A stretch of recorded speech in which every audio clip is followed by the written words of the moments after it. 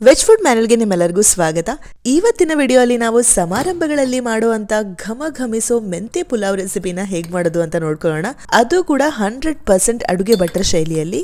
ನೀವು ಒಂದ್ಸಲ ಇದನ್ನ ಮಾಡ್ಕೊಂಡ್ಬಿಟ್ರೆ ಡೆಫಿನೆಟ್ಲಿ ಇದು ನಿಮ್ಮ ಫೇವ್ರೆಟ್ ಲಿಸ್ಟ್ ಅಲ್ಲಿ ಇದ್ದೇ ಇರುತ್ತೆ. ಖಂಡಿತ ಈ ರೆಸಿಪಿನ ಟ್ರೈ ಮಾಡಿ. And this is a very easy 1 pot recipe.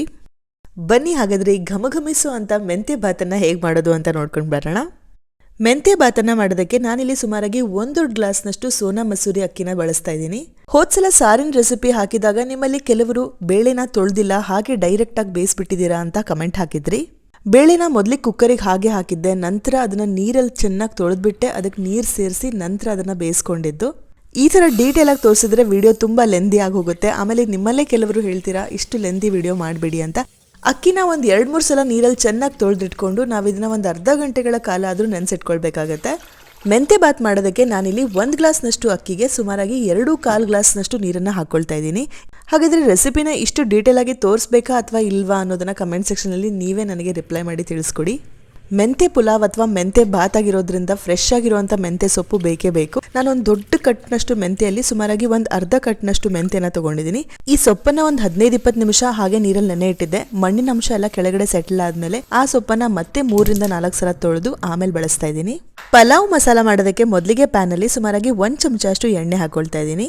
ಇದಕ್ಕೆ 2 ಪಲಾವ್ ಎಲೆ, 1 ಇಂಚು ದಾಲ್ಚಿನಿ, 2 ಚಿಕ್ಕ ಏಲಕ್ಕಿ, 1 ಕರಿ ಏಲಕ್ಕಿ, ಒಂದು 4-5 ಮೆಣಸಿನಕಾಳು, 2-3 ಲವಂಗ, 1 ಇಂಚು ಹಸಿ ಶುಂಠಿ, 1 ಚಮಚಷ್ಟು ಸೋಂಪು, ಜೊತೆಗೆ 1 ಚಮಚಷ್ಟು ಜೀರಿಗೆನ ಹಾಕೊಂಡು ಇವನ್ನೆಲ್ಲ ಚೆನ್ನಾಗಿ ಹುರ್ಕೊಳ್ಬೇಕು. ಎಲ್ಲಿವರೆಗೂ ಅಂದ್ರೆ ಇದರಿಂದ ಘಮ ಅಂತ ಸುವಾಸನೆ ಬರಬೇಕು ಅಲ್ಲಿವರೆಗೂ. ಕಡಿಮೆ ಉರಿಯಲ್ಲಿ ಹುರ್ಕೊಳ್ಳಿ, ಜೊತೆಗೆ ಹೊತ್ತಿಸ್ಕೊಳ್ಳೋಕ್ಕೂ ಹೋಗ್ಬೇಡಿ. ನೋಡಿ ಇದಾಗಿದೆ. ಗ್ಯಾಸ್ ಆಫ್ ಮಾಡಿ 1 ಚಿಕ್ಕ ಬಟ್ಲಷ್ಟು ಹಸಿ ಕೊಬ್ಬರಿ, 1 ಹಸಿರು ಮೆಣಸಿನಕಾಯಿ, ಜೊತೆಗೆ 1 ಕೈ ಹಿಡಿಯಷ್ಟು ಕೊತ್ತಂಬರಿ ಸೊಪ್ಪನ್ನ ಹಾಕೊಂಡು ಹಾಗೆ ಮಸಾಲೆಯಲ್ಲಿ ಹುರ್ಕೊಳ್ಳಿ. ಗ್ಯಾಸ್ ಹಚ್ಚೋ ಅವಶ್ಯಕತೆ ಇಲ್ಲ, ಹಾಗೆ ಇದನ್ನ ಹುರ್ಕೊಳ್ಳಿ. ಪೂರ್ತಿ ತಣ್ಣಗಾದ್ಮೇಲೆ ಇದನ್ನ ಒಂದು ಮಿಕ್ಸರ್ ಜಾರಿಗೆ ಹಾಕೊಳ್ಳಿ. ಅದೇ ಪ್ಯಾನ್ ಅಲ್ಲಿ ಒಂದು ಸ್ವಲ್ಪ ನೀರನ್ನ ಹಾಕೊಂಡು ನೀರ್ ಸಮೇತ ಇದನ್ನ ರುಬ್ಬಿಟ್ಕೊಂಡು ಒಂದು ಪೇಸ್ಟ್ ಮಾಡ್ಕೊಳ್ಬೇಕಾಗತ್ತೆ. ನೋಡಿ ಈ ತರ ಆದ್ರೆ ಸಾಕು. ನೀವ್ ಬೇಕಾದ್ರೆ ಮರಾಠ ಮಗ್ಗು, ಚಕ್ರ ಮಗ್ಗುನು ಕೂಡ ಬಳಸಬಹುದು, ಅದರಿಂದ ತುಂಬಾ ಸ್ಟ್ರಾಂಗ್ ಆಗುತ್ತೆ ಅಂತ ನಾನು ಬಳಸಿಲ್ಲ. ಬಾತ್ ಮಾಡೋದಕ್ಕೆ ಮೊದಲಿಗೆ ಪ್ಯಾನ್ ಅಲ್ಲಿ ಸುಮಾರಾಗಿ 2 ದೊಡ್ಡ ಚಮಚಷ್ಟು ಎಣ್ಣೆ ಹಾಕೊಂಡಿದ್ದೀನಿ. ಅರ್ಧ ಬಟ್ಲಿನಷ್ಟು ಗೋಡಂಬಿ ಹಾಕೊಂಡು ಅದು ಕಂದು ಬಣ್ಣಕ್ಕೆ ಬರೋವರೆಗೂ ಈ ರೀತಿಯಾಗಿ ಕರ್ಕೊಳ್ಳಿ. ಇನ್ನು ಈರುಳ್ಳಿ ತಿನ್ನೋರು ಈರುಳ್ಳಿ ಕೂಡ ಸೇರಿಸ್ಕೊಳ್ಬಹುದು. 1 ಚಮಚ ಅಷ್ಟು ಜೀರಿಗೆ, ಅರ್ಧ ಚಮಚಷ್ಟು ಇಂಗನ್ನು ಕೂಡ ಹಾಕೊಳ್ಳಿ. ನಾನಿಲ್ಲಿ 1 ದೊಡ್ಡ ಟೊಮೆಟೊನ ಬಳಸ್ತಾ ಇದ್ದೀನಿ.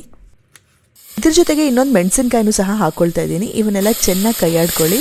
ಇವಾಗ ಇದಕ್ಕೆ ಅರ್ಧ ಚಮಚಷ್ಟು ಅರಿಶಿನದ ಪುಡಿ, 1 ಬಟ್ಲಿನಷ್ಟು ಬಟಾಣಿನ ಹಾಕೊಂಡು ಇವನ್ನೆಲ್ಲ ಚೆನ್ನಾಗಿ ಕೈಯಾಡ್ಕೊಳ್ತಾ ಇದ್ದೀನಿ. ಇವೆಲ್ಲ ಕಲಿತು ಒಳ್ಳೆ ಗೊಜ್ಜು ತರ ಒಂದು ಕನ್ಸಿಸ್ಟೆನ್ಸಿಗೆ ಬಂದ್ಮೇಲೆ ನಾವು ಇದಕ್ಕೆ ಕತ್ತರಿಸ್ಕೊಂಡು ಇಟ್ಕೊಂಡಿರುವಂತ ಮೆಂತೆ ಸೊಪ್ಪನ್ನ ಹಾಕೊಳ್ಳೋಣ. ರುಚಿಗೆ ಬೇಕಾದಷ್ಟು ಉಪ್ಪನ್ನ ನಾನು ಈಗಲೇ ಹಾಕೊಳ್ತಾ ಇದ್ದೀನಿ. ಆಮೇಲೆ ರುಚಿ ನೋಡಿ ಮತ್ತೆ ಬೇಕಾದ್ರೆ ಸೇರಿಸ್ಕೊಳ್ಬಹುದು. 1 ಚಮಚ ಅಷ್ಟು ಕಸೂರಿ ಮೇಥಿನೂ ಕೂಡ ಸೇರಿಸ್ಕೊಳ್ಳಿ. ಇದು ಕೂಡ ತುಂಬಾನೇ ರುಚಿ ಎನ್ಹಾನ್ಸ್ ಮಾಡುತ್ತೆ ಅಂತ ಹೇಳ್ಬೋದು.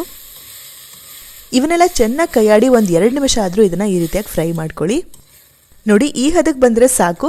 ನಾವು ಇದಕ್ಕೆ ಆಗ್ಲೇ ರುಬ್ಬಿಟ್ಕೊಂಡಿರುವಂತ ಮಸಾಲೆನ ಸೇರಿಸಬೇಕು. ನಾನು ಹೇಳಿರೋ ಹಂಗೆ ನೀವು ಈರುಳ್ಳಿ ಬೆಳ್ಳುಳ್ಳಿ ತಿನ್ನೋಂಗಾದ್ರೆ ಅದನ್ನು ಕೂಡ ಸೇರಿಸ್ಕೊಳ್ಬಹುದು. ನಮ್ಮ ಕಡೆ ಸಮಾರಂಭಗಳಲ್ಲಿ ಈರುಳ್ಳಿ ಬೆಳ್ಳುಳ್ಳಿನ ಬಳಸೋದಿಲ್ಲ, ಹಾಗಾಗಿ ನಾನು ಅದನ್ನ ಹಾಕಿಲ್ಲ. ಮಸಾಲೆ ಎಲ್ಲ ಚೆನ್ನಾಗಿ ಕಲಿತು ಎಣ್ಣೆ ಬಿಡಕ್ಕೆ ಶುರು ಆಗುತ್ತೆ. ಈಗ ನಾವು ಮುಂಚೆ ನೆನೆಸಿಟ್ಕೊಂಡಿರುವಂತ ಅಕ್ಕಿನ ನೀರಿನ ಸಮೇತ ಸೇರಿಸೋಣ. ಇವನ್ನೆಲ್ಲ ಒಂದ್ಸಲ ಚೆನ್ನಾಗಿ ಕೈಯಾಡಿ ನೀವು ಬೇಕಾದ್ರೆ ಸ್ವಲ್ಪ ರುಚಿ ನೋಡ್ಬೋದು. ಒಂದ್ ವೇಳೆ ಉಪ್ಪು ಕಮ್ಮಿ ಅನಿಸ್ತು ಅಂತಂದ್ರೆ ನೀವು ಹಾಕೊಳ್ಬಹುದು. ಈ ಹಂತದಲ್ಲಿ ನಾನು 1 ದೊಡ್ಡ ಚಮಚ ಅಷ್ಟು ಬೆಣ್ಣೆ ಹಾಕೊಳ್ತಾ ಇದ್ದೀನಿ. ಬೆಣ್ಣೆ ಬದಲಿ ನೀವು ಬೇಕಾದ್ರೆ ತುಪ್ಪನೂ ಹಾಕೊಳ್ಬಹುದು. ಇದರಿಂದ ಏನಾಗುತ್ತೆ ಅಂದ್ರೆ ಸ್ವಲ್ಪ ಉದುರಾಗಿರುವಂತ ಕನ್ಸಿಸ್ಟೆನ್ಸಿ ನಿಮ್ಗೆ ಬರುತ್ತೆ. ಸುಮಾರಾಗಿ 3-4 ವಿಸಿಲ್ಸ್ ಮೀಡಿಯಂ ಉರಿ ಮೇಲೆ ಕೂಗಿಸ್ಕೊಳ್ಳಿ.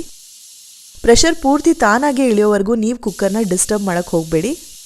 ಸೊ ಪೂರ್ತಿ ಪ್ರೆಷರ್ ಇಳಿದಾದ್ಮೇಲೆ ನೀವು ಕುಕ್ಕರ್ ಲಿಡ್ ಅನ್ನ ಓಪನ್ ಮಾಡಿದ್ರೆ ನೀವು ನೋಡ್ತಾ ಇರ್ಬೋದು, ಮದುವೆ ಮುಂಜುವೆ ಸಮಾರಂಭಗಳಲ್ಲಿ ಅಡುಗೆ ಭಟ್ರು ಮಾಡುವಂತ ಘಮಿಸುವಂತ ಮೆಂತೆ ಪುಲಾವ್ ರೆಡಿ. ನೀವು ಇದನ್ನ ಮೆಂತೆ ಬಾತ್ ಅಂತ ಕೂಡ ಕರಿಬಹುದು. ಬಿಸಿ ಬಿಸಿ ಇರ್ತಾ ತಿಂದ್ರೆ ಇದ್ರ ಜೊತೆಗೆ ಏನ್ ಬೇಕು ಅಂತ ಕೂಡ ಅನ್ಸಲ್ಲ, ಅಷ್ಟು ರುಚಿಯಾಗಿರುತ್ತೆ. ಆದ್ರೆ ನಮ್ಮ ಮನೆಯಲ್ಲಿ ಈ ತರದ ಪಲಾವ್ ಮಾಡಿದಾಗ ಇದ್ರ ಜೊತೆ ಸ್ವಲ್ಪ ಕುರುಕಲು ತಿಂಡಿ, ಅದ್ರ ಜೊತೆಗೆ ಒಂದು ರಾಯ್ತಾ ಅಂತೂ ಡೆಫಿನೆಟ್ ಆಗಿ ಮಾಡಿರ್ತೀನಿ. ಇದ್ರ ಜೊತೆಗೆ ನಾನಿಲ್ಲಿ ಸಿಂಪಲ್ ಆಗಿ ಸೌತೆಕಾಯಿ ರಾಯ್ತಾನ ಮಾಡಿದ್ದೆ. ಹಾಗೆ ಮೊಸರು ಹಚ್ಕೊಂಡು ತಿಂದ್ರು ಇದು ಅಷ್ಟೇ ರುಚಿಯಾಗಿ ಚೆನ್ನಾಗಿ ಬರುತ್ತೆ. ಹಿಂದಿನ ದಿನನೇ ಮಸಾಲಾನ ಫ್ರಿಜ್ಜಲ್ಲಿ ರುಬ್ಬಿಟ್ಕೊಂಡ್ಬಿಟ್ರೆ ಇದು ಲಂಚ್ ಬಾಕ್ಸಿಗೂ one of the easiest recipes ಅಂತಾನೆ ಹೇಳ್ಬೋದು. ಹಾಗಿದ್ರೆ ಈ ರೆಸಿಪಿ ನಿಮ್ಮೆಲ್ಲರಿಗೂ ಇಷ್ಟ ಆಯ್ತು ಅಂತ ಭಾವಿಸ್ತೀವಿ. ಇಷ್ಟ ಆದ್ರೆ ದಯವಿಟ್ಟು ವಿಡಿಯೋನ ಲೈಕ್ ಮಾಡಿ. ಹಾಗೆ ನೀವು ನಮ್ಮ ಚಾನಲ್ಗೆ ಫಸ್ಟ್ ಟೈಮ್ ಬರ್ತಾ ಇದ್ರೆ ನಮ್ಮ ಚಾನಲ್ಗೆ ಸಬ್ಸ್ಕ್ರೈಬ್ ಆಗಿ ಅದ್ರ ಪಕ್ಕದಲ್ಲಿರುವಂತ ಬೆಲ್ ಐಕಾನ್ ಅನ್ನು ಪ್ರೆಸ್ ಮಾಡಿದಕ್ಕೆ ಖಂಡಿತ ಮರಿಬೇಡಿ ಅಂತ ಹೇಳ್ತಾ veg food manual signing off. By.